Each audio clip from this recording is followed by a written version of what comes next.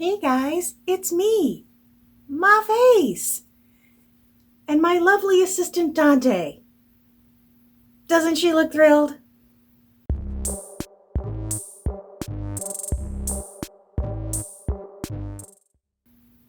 No beer this week. I actually got a Valentine's Day gift from a woman at work. It is Arctic Summer Boozy Bubbles, crafted with polar seltzer. This is spiked raspberry lime seltzer. And it's tasty. I wish it was July kind of tasty, but it's tasty. Do recommend. My name is Andrea, and this is a channel about cross-stitching, mental health, cats, and other stuff. If this isn't what you were looking for, sorry. If you're new, welcome, and if you are returning, thanks for coming back. This week was not fantabulous, so I stitched on more projects than I thought I touched, but I didn't do a whole lot. Not a lot of impressive movement, but, not so unimpressive that I'm not going to bother showing it to you. I'm going to take my wins wherever I can get them. So let's just jump in, shall we? The first thing that I worked on is Prairie Schooler. This is Who's There? And as you can see, I filled in some of the tree that was missing and came across the bottom and started the house. There is a lot. That's dense. That is dense stitching. It doesn't look like a whole lot because I'm going to sneeze. Pardon me. Because it's so small, but even I am like, why is this taking so long? Because it's just, you could stitch for 2 hours and just get a little block of nothing done. That said, I love it. Love it. But like the other one, I want to finish it and get it done so I can move on to the next one, which is supposed to be coming in the mail very soon. We hope. I don't even know which one it is. I didn't ask. It's a gift. I don't even know which one it is. We'll all be surprised together. Maybe that's what I'll do. Maybe when it comes, I won't open it. And I will just open it here with you guys. I don't know. If it comes on a Monday, I don't think I can hold back. If it shows up like on a Thursday, I might be able to wait. We'll see. Because I keep forgetting and people have asked, this is 1/1 DMC on like a 28-ish count. I feel like when I tea dye these things and bake them, they do shrink some. So I would say like a 28 gets closer to a 30. So for coverage sake, that's what you get. The next thing that I worked on is the Linen and Threads 2020 Mystery Sal Sampler Quaker. It's this. I worked on this. Still using the Threadworks that I bought at Hingham Square Creative Studios. I'm getting better at saying it. I switched to a new color here and a new color here, and if I can remember or find out which colors those were, you're probably seeing them on the screen right now. Again, this is 1/1 on a 28 to 30-ish count coffee tea dyed even weave. It was like that MGC stuff, so it may not have been that even to start with. It's definitely not even anymore.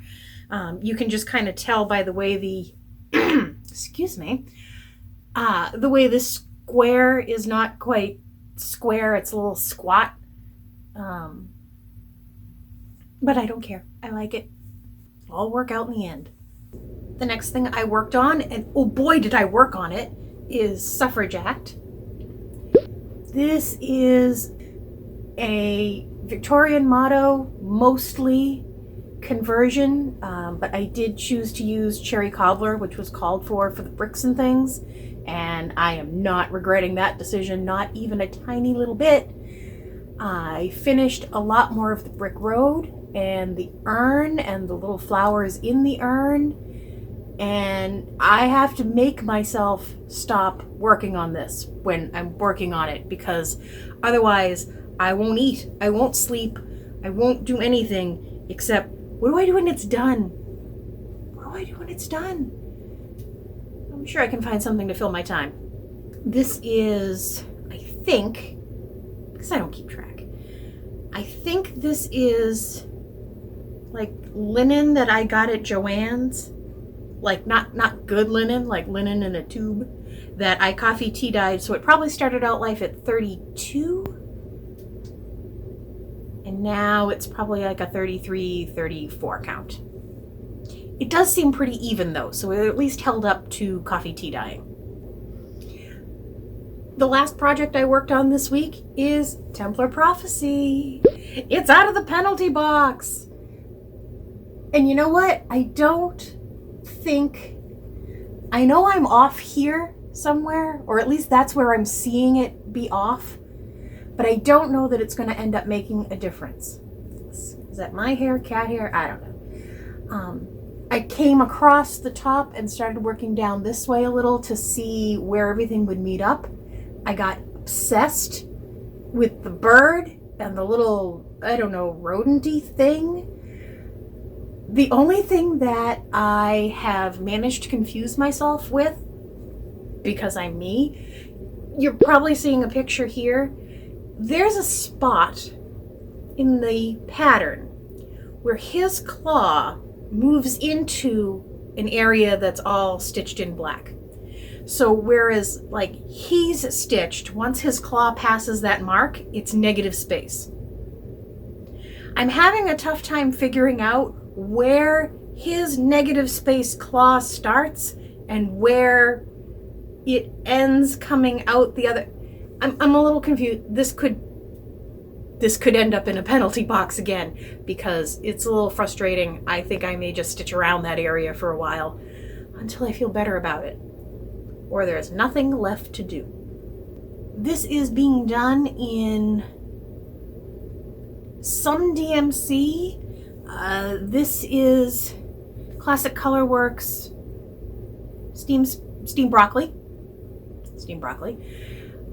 The fabric, I want to say, is Vintage Country Mocha.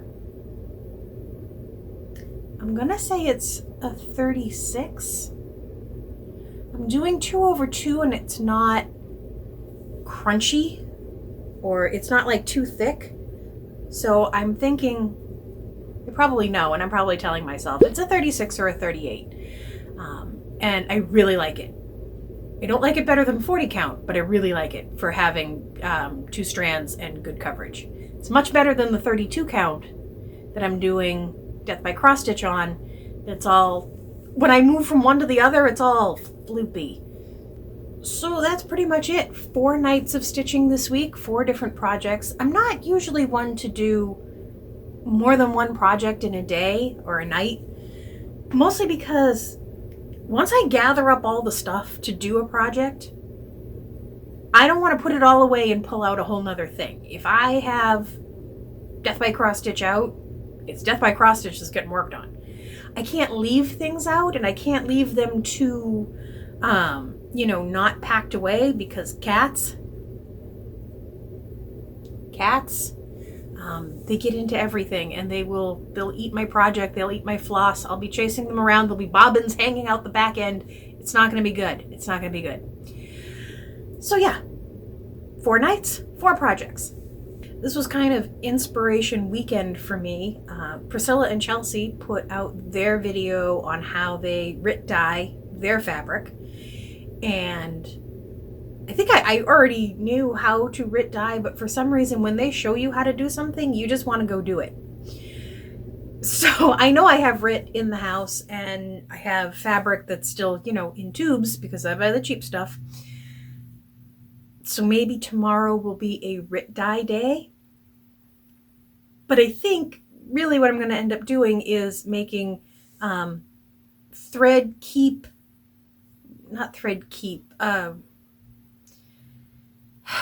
words. Like, they could be zipper pulls, they could be scissor fobs, they could be thread loop decorations. They're just accoutrement. They're not needed, but I watched Michelle Farm Girl make them, and I've already ordered stuff from Amazon. And I actually changed the stuff in my cart to stuff that can be delivered tomorrow, because this is how badly I want to make little dangly, non-useful things for my loops that hold all my threads for all my projects. And oh my God, won't these make awesome Christmas gifts? And oh my goodness, maybe I want to make one for everybody at Stitch Shenanigans. This is the rabbit hole I've gone down. I don't even have the materials yet.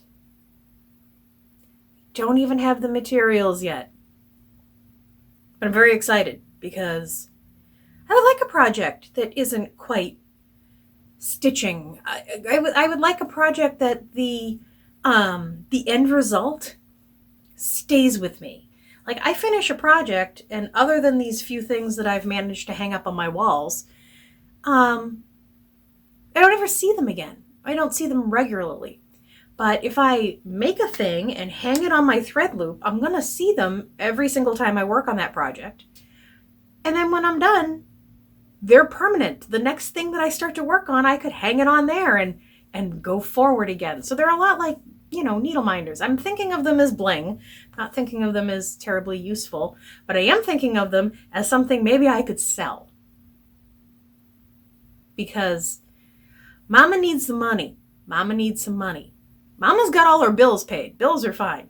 It's the hobby money that I would like to tuck away, and the retreat money and stuff like that. So Mama's got stuff in her head.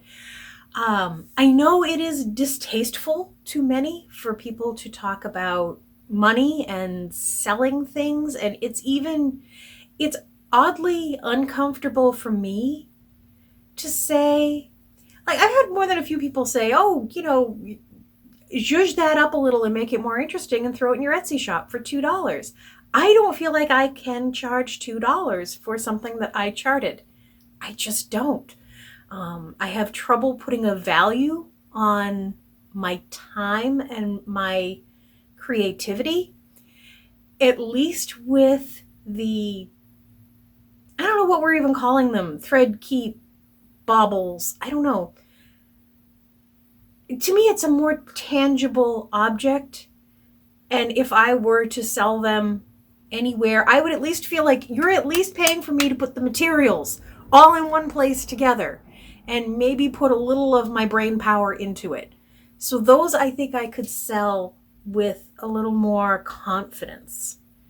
And it's not a very subjective, I can look at one and know it's good. There's no glue seeping out. The corners are all nice, things like that. Patterns, you look at them and I say, okay, well, that's worth $2. And then somebody gets it and they said, there's 116 stitches on this thing. Why did I pay $2 for it? I would feel awful. I would give them the $2 back. That's what I would do. I will tell you what tipped off this little money running thing in my head. Priscilla and Chelsea, because they're the only thing that I think about ever. That's not true, but put out a little pattern. I'll put information about it over here. I want to say it's like Hello Spring or something like that.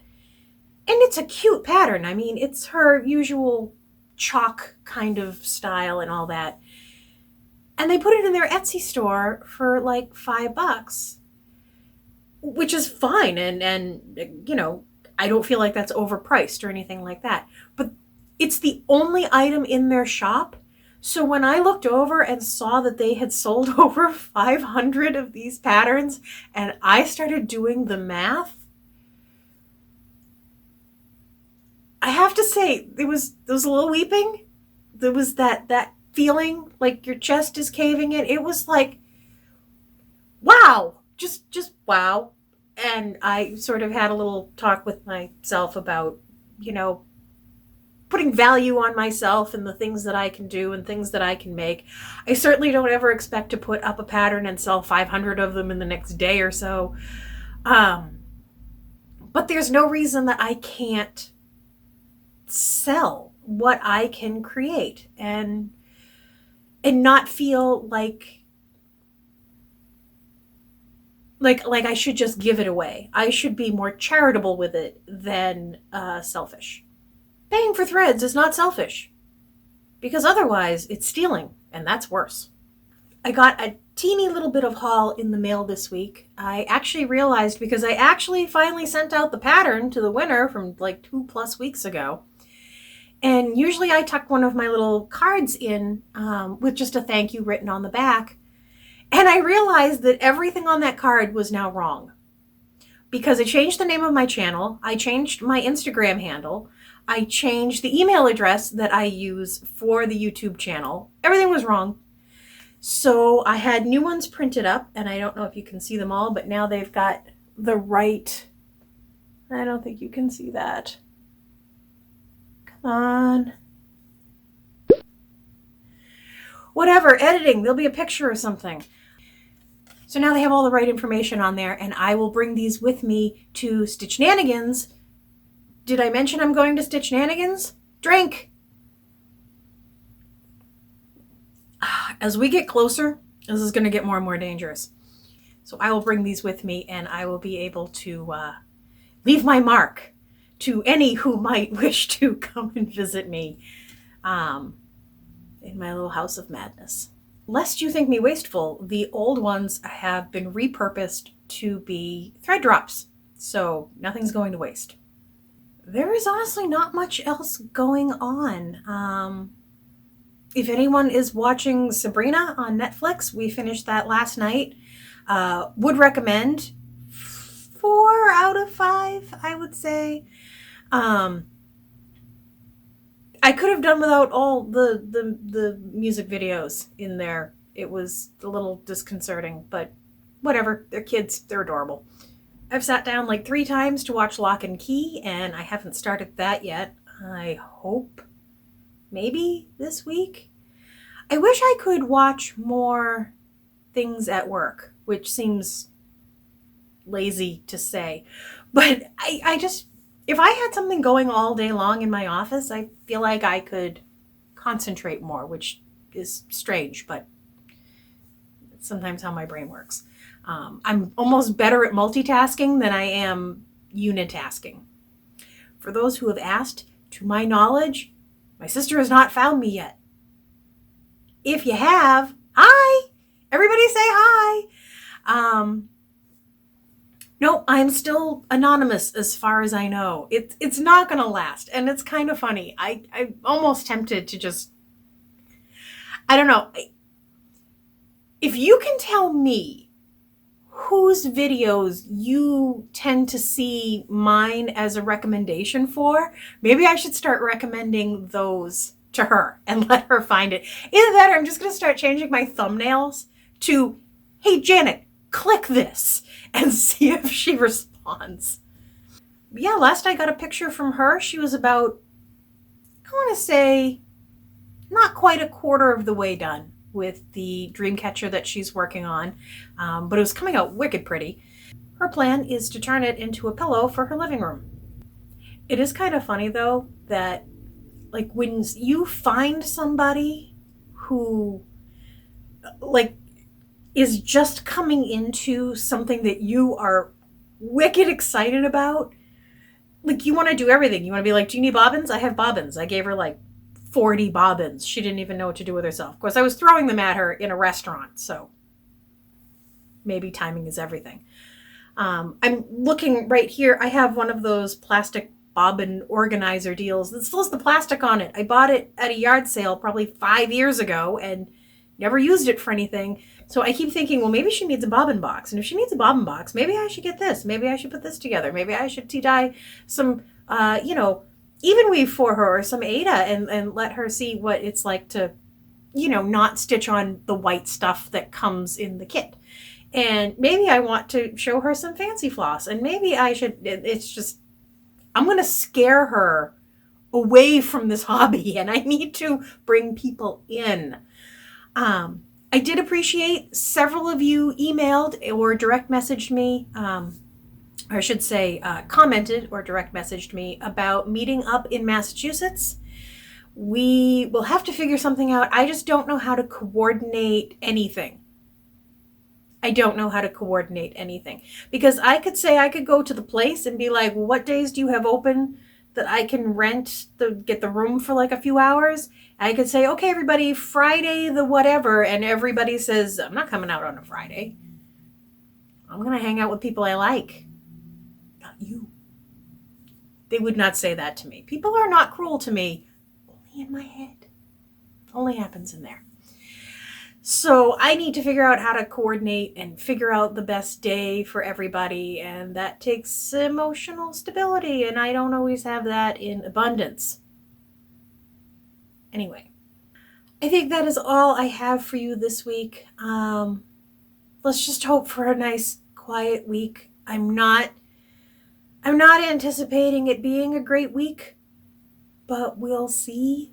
I'm torn between kind of just wanting to put my back into Suffrage Act and do a whole bunch more on that, or maybe pull out some of the things that I haven't worked on in several weeks and give all of these a little rest. So that would be Moon Hair and Halloween at Hawk Run Hollow. I mean, I haven't touched Halloween at Hawk Run Hollow in like a month or something. Who am I? And Death by Cross Stitch I didn't work on this week, and I would have liked to. I also have Crow's Lullaby and something else over there. I have way too many things going. Way too many things. I'm not good at this. I'm not good at the multi-whip. I think I need to stick to like 4. Anyway, we'll find out what I choose to do next week. As always, guys, thank you so much for watching. Thank you for subscribing. Thank you for your likes and your dislikes. And thank you so much for your comments. They mean the world to me. Thank you for being my community. Bye, guys.